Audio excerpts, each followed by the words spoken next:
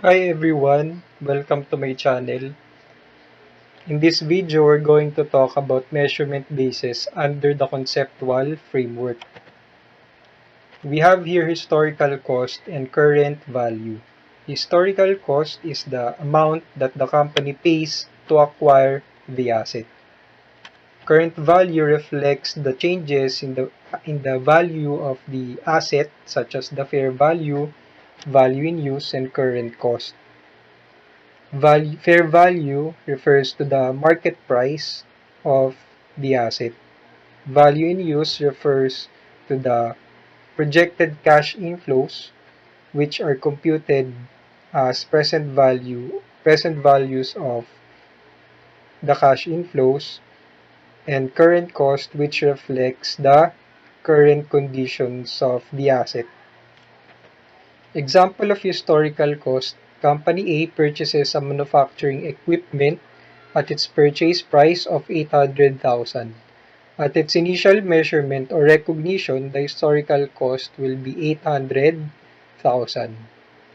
The historical cost will be different at subsequent measurement. At subsequent measurement, the historical cost will now be 800,000 pesos minus the accumulated depreciation.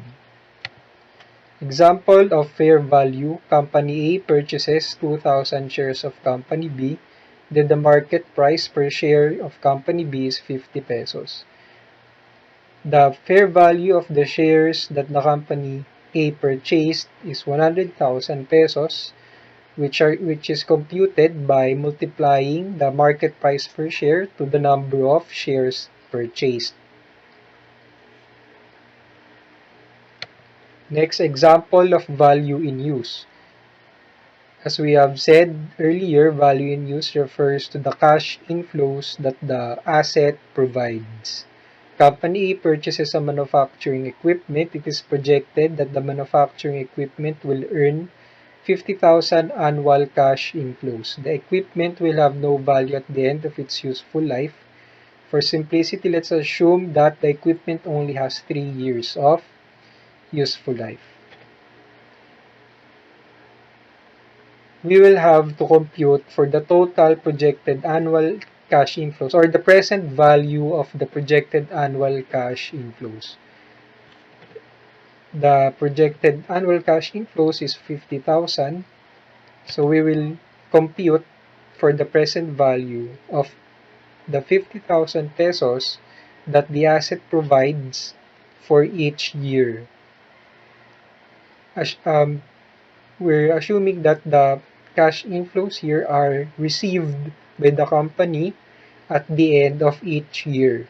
At the end of first year, and then at the end of second year, at the end of third year. So you'll have to know how to compute the present value factors, so that if the present value factors are not given in the problem, you know how to compute for the total present value. Here, the present value of cash inflows is 124,344, which will be the value in use of the asset. Next, current cost. Current cost is almost similar to the historical cost. The only difference is that it considers the current conditions of the asset at the measurement date or at the balance sheet date.